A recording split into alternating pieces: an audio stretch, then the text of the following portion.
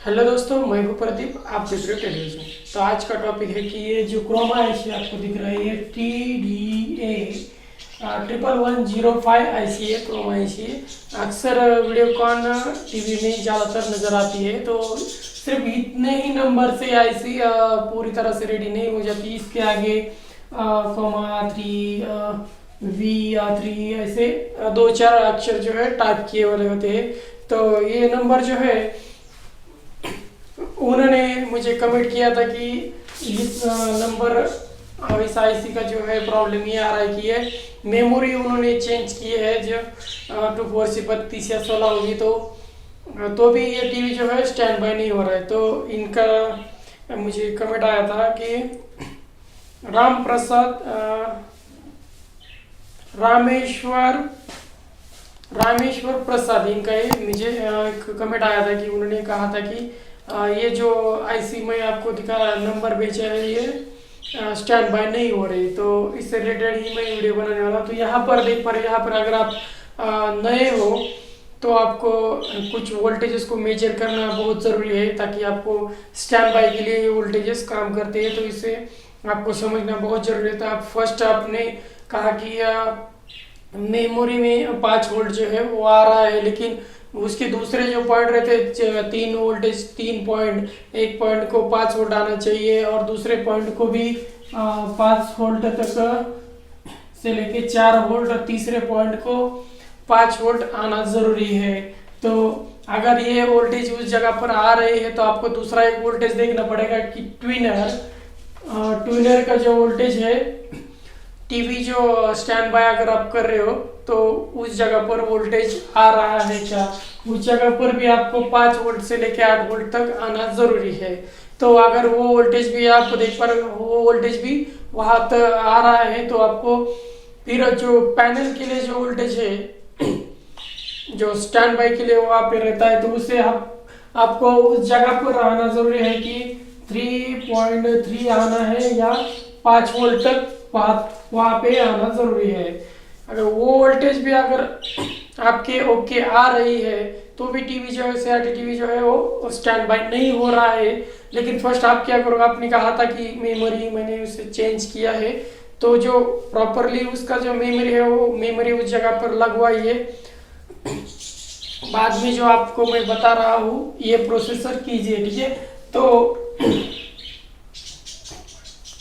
Stand by के लिए जो पैनल है वो वहाँ पर भी अगर वोल्टेज आ रहा है तो आपको फिर दूसरा एक वोल्टेज है वो चेक पर करना पड़ेगा। जैसे कि हमारा जो चॉपर रहता है, चॉपर,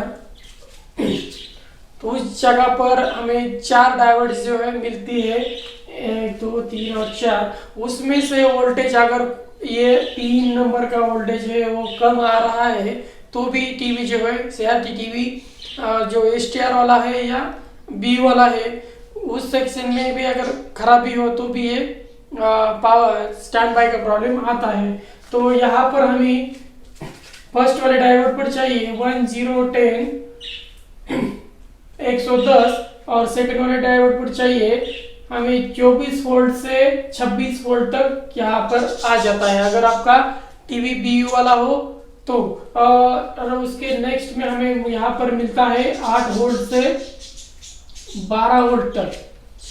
3 नंबर वाले डायोड पे 8 वोल्ट से 12 वोल्ट तक। और नेक्स्ट जो लास्ट वाला होता है वहाँ पर 12 से 15 वोल्ट तक हमें वोल्टेज आना बहुत जरूरी है। अगर इनमें से भी कोई वोल्टेज कम ज्यादा हो रही है तो सीआरटी टीवी जो है वो स्टैंड बाय नहीं होगा।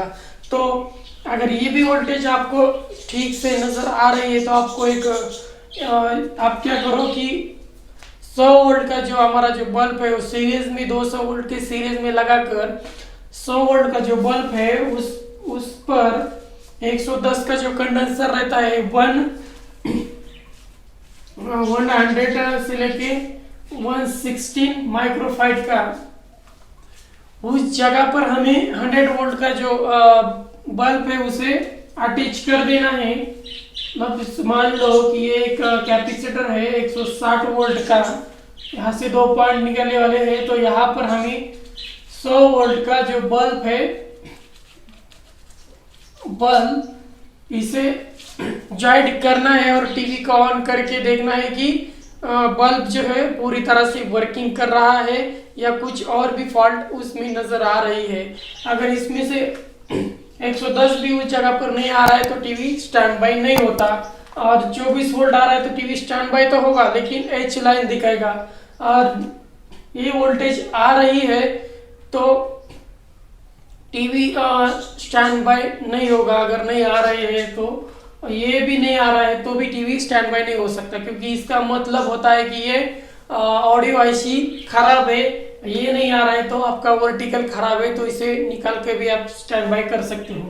तो पहले आपको चेक करना है कि आपको पूरी जानकारी होना बहुत जरूरी है।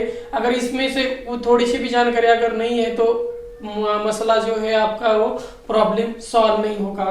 तो इनको तो आपने मेजर किया है। अगर आपका 100 वोल्ट लगाने के बाद 100 वोल्ट का ब्लिंकिंग कर रहा है तो आप समझ लीजिए कि इनमें से किसी भी सेक्शन का प्रॉब्लम नहीं है, सिर्फ पावर सेक्शन का प्रॉब्लम है, तो उसे पहले ठीक करना बहुत जरूरी है। तो ऐसा कुछ मसला आ रहा है तो आप क्या करो, अगर एचटीआर वाला आपका टीवी है तो उस जगह पर जो कंडेंसर रहते हैं जो एचटीआर के आगे है और एचटीआर के एक दाहिने बाजू में आपको एक 10 माइक्रोफाइड से 50 वोल्ट तक वहां पर नजर आते हैं, वो चेंज कर देने हैं।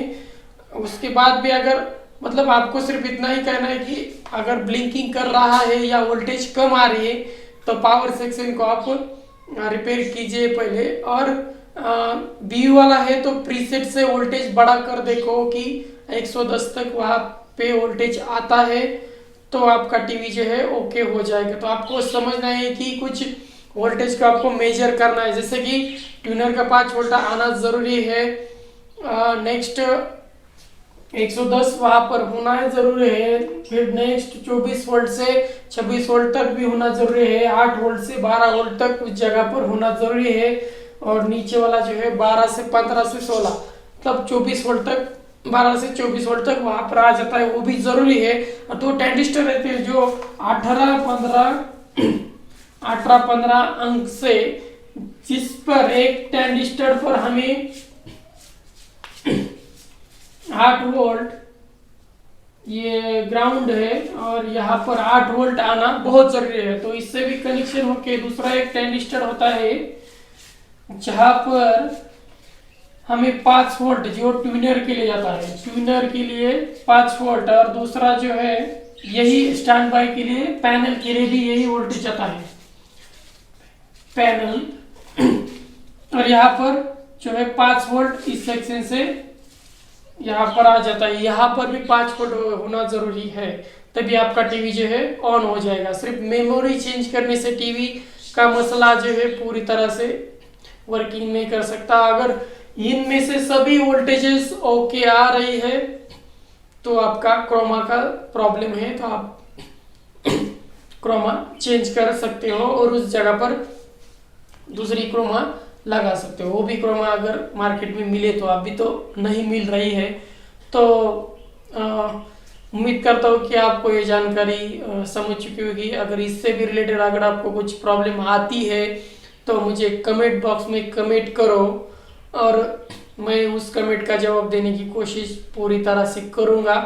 तो ठीक है दोस्तों, तो कमेंट करते वक्त आप पूरी कमेंट करो ताकि मुझे समझ में आ जाए कि किस टॉपिक पर मैं वीडियो बना सकूं, क्योंकि इसमें जो भी इलेक्ट्रॉनिक आइटम है उसमें बहुत सारी प्रॉब्लम्स है जो एक ही चीज़ दिखने में तो एक ही लगता है लेकिन बहुत सारी क्रिटिकल फॉल्ट होती है जो अलग अलग प्रकार से होती है। तो ठीक है दोस्तों, तो मिलते हैं नेक्स्ट वीडियो में।